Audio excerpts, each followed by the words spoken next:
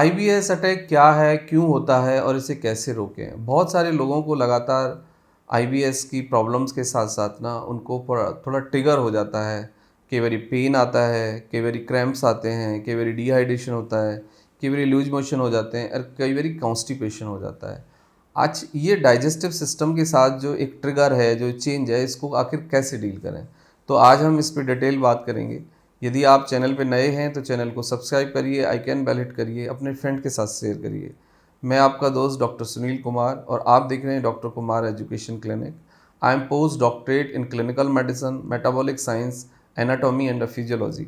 तो आज हमें क्लियरली ये आपको एक आइडिया देना है और नेचुरल मैनेजमेंट बताना है। आपको हॉस्पिटल भागने की, XYZ दवाई लेने की कोई आवश्यकता नहीं पड़ेगी। आप अपने ट्रिगर को समझ सकते हैं, फिर आप उसको खुद भी ठीक कर सकते हैं। आईबीएस एक ऐसी बीमारी है कि जिसके अंदर यदि आपको नॉलेज है, आप थोड़ा सा अपनी बीमारी के बारे में समझते हैं, अपने फूड के बारे में समझते हैं, अपनी बॉडी के नेचर के बारे में समझते हैं, तो आप आईबीएस को, आईबीएस अटैक को, आईबीएस ट्रिगर को खुद से मैनेज कर सकते हैं। और ये हेयर एंड देयर जो आप अननेसेसरी एंटीबायोटिक खाते हैं, पेन किलर खाते हैं, टेस्ट कराते हैं बार बार, डॉक्टर्स बदलते हैं, थेरेपी बदलते हैं, ये आपको नहीं करना पड़ेगा। और मैं आप सबको एक क्लियर बात बता देता हूँ कि आईबीएस से कैंसर नहीं होता है। आईबीएस लाइफ थ्रेटनिंग बीमारी नहीं है। आईबीएस से किसी की मौत नहीं होती है। आईबीएस, यस, ये बात बिल्कुल ठीक है कि आपकी क्वालिटी ऑफ लाइफ को प्रभावित करता है, क्योंकि इंटेस्टाइन के अंदर इन्फ्लामेशन का आना, उसका कम होना, उसका चले जाना, ये बहुत नॉर्मल सी प्रक्रिया है। आईबीएस इंप्रेशन किसी को भी आ सकता है, कभी भी आ सकता है, लेकिन ये एज बढ़ने के साथ थोड़ा सा ज़्यादा रिपोर्ट होता है, महिलाओं में थोड़ा सा ज़्यादा होता है और दुनिया में लगभग 50% लोगों को कुछ ना कुछ डाइजेस्टिव प्रॉब्लम्स होते हैं। तो आप, ऐसा नहीं है कि आप एक अकेले इंसान हैं। तो डाइजेस्टिव प्रॉब्लम्स को, आईबीएस को, कोलाइटिस को, इंडाइजेशन को, कॉन्स्टिपेशन को हमें खुद समझना चाहिए, हमें खुद डील करना चाहिए और हमें अपनी लाइफ स्टाइल और डाइटरी हैबिट को चेंज करना चाहिए। यदि आप ये कर पाएंगे तो आप बिल्कुल ठीक भी हो जाएंगे। तो अब मैं दूसरी बात पे आता हूँ कि आईबीएस में बहुत सारे लोगों के साथ फियर है, उन्हें ओसीडी है, उन्हें एंजाइटी है, उन्हें डिप्रेशन है। यानी आईबीएस इंप्रेशन हो सकता है, I am agree with that. और बहुत सारे लोगों को ऐसा लगता है कि उन्हें आईबीएस है, लेकिन आईबीएस होता ही नहीं है। अब दूसरी बात पे आता हूँ कि जिन लोगों को आईबीएस है, उन्होंने ना एक ट्रिगर बना लिया है, एक फियर, एक डर बना लिया है और लगातार वो एक नेगेटिव थॉट के साथ, ओवर थिंकिंग के साथ, एक फियर के साथ रहते हैं। तो आपने जो ये ओवर थिंकिंग, फियर, बड़ी बीमारी का वहम पाल लिया है, पहले आप इससे अपने आप को बाहर निकालिए, उसके बाद आपको चीज़ें क्लियरली समझ आएंगी। अब हम दूसरे पॉइंट पे आते हैं कि जो ट्रिगर है उसके सिम्टम्स क्या हैं। मतलब ट्रिगर का मतलब यह है कि आपको सडन लूज मोशन हो जाए, आप मोर देन 3 टाइम्स आप एक दिन में स्टूल पास करो, या फिर 2 दिन से ज़्यादा हो जाए आपको स्टूल पास ना हो, सडन आपको पेट में दर्द आ जाए, सडन आपको ब्लोटिंग हो जाए, सडन आपको उल्टी आ जाए, तो ये सब चीज़ें होती हैं, इसको हम ट्रिगर कहते हैं। अब हम दूसरे लेवल पे आते हैं कि आखिर ट्रिगर को समझा कैसे जाए, उसके कॉजेज़ क्या होते हैं। ट्रिगर के कुछ कॉजेज़ हैं, उनको सबसे पहले आप समझ लीजिए। सबसे पहली बात है कि जिसको ट्रिगर आता है वो अल्कोहल कभी भी ना ले। स्मोकिंग, तम्बाकू चबाना, ये बिल्कुल स्टॉप करो। एसिडिक फूड, मतलब जो तीखा खाना है, जो खट्टा खाना है और जो जिससे जलन होती है, बहुत ज़्यादा मिर्च मसाले वाला, बहुत ज़्यादा गरम मसाले वाला और बहुत ज़्यादा ऑयली स्पाइसी फूड, ये आप अवॉइड करिए। कॉफ़ी खाली पेट बिल्कुल नहीं लेना है, चाय कॉफ़ी। यदि आप चाय कॉफ़ी पीते हैं तो खाली पेट ना लें और चाय कॉफ़ी, दूध वाली ही चाय कॉफ़ी पिएं। Black T is not recommended और जिंजर टी भी इसमें रिकमेंडेड नहीं है, कि जिंजर टी से भी आईबीएस अटैक में प्रॉब्लम्स होते हैं।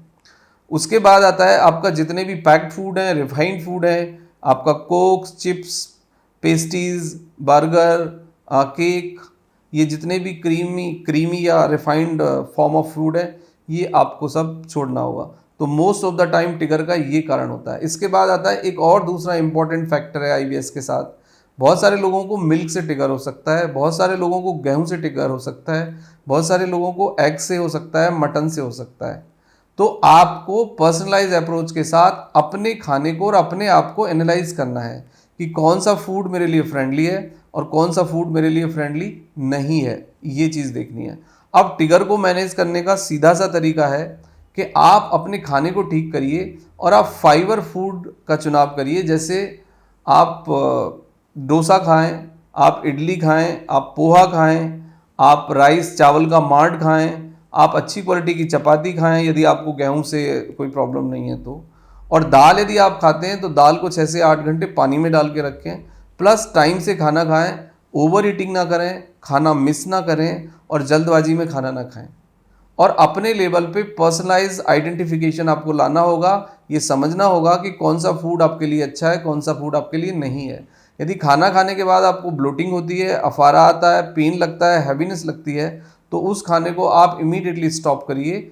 उसमें फिर नेचुरल फूड आप डालिए, फाइबर डालिए, एप्पल खाइए, अमरूद खाइए, नाशपाती खाइए, ईसबगोल ऐड कर सकते हैं यदि आपको लूज मोशन होता है तो।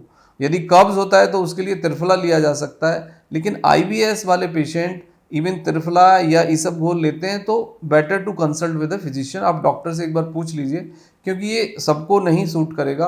कुछ लोगों को ईसबगोल या त्रिफला से भी प्रॉब्लम हो सकती है, तो ये एक पर्सनलाइज अप्रोच होगा। मैं आपको सलाह दूंगा कि यदि आपको कॉन्स्टिपेशन रहता है तो आप 25 ग्राम फाइबर लीजिए, लगभग 20 से 25 ग्राम, आपका कॉन्स्टिपेशन ठीक हो जाएगा। यदि आपको लूज मोशन रहते हैं तो आप चावल का मांड खाइए, पोहा खाइए, खिचड़ी खाइए। इससे आपका लूज मोशन जो है वो ग्रेजुअली कंट्रोल होगा। और फिर भी यदि कंट्रोल नहीं होता है तो कुछ समय के लिए प्रोबायोटिक्स का हेल्प लिया जा सकता है, लाइक वाइजीलैक, फ्लोराबीसी या बिफिलैक।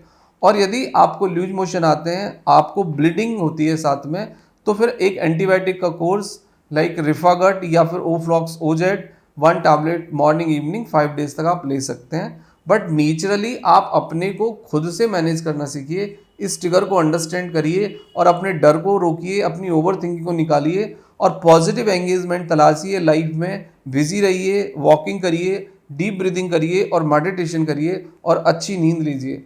कुछ समय थोड़ा सा म्यूजिक सुनिए, अपने को एंटरटेन करिए और नए टास्क, नए चैलेंज, नई पढ़ाई, नया काम सर्च करिए। खालीपन से बचिए, क्योंकि यदि आप खाली हैं तो आपका ट्रिगर ज़्यादा होगा, ओवर थिंकिंग ज़्यादा होगी। और repetition of the thought, repetition thoughts भी एक एडिक्शन है, एक बीमारी है, एक नशा है।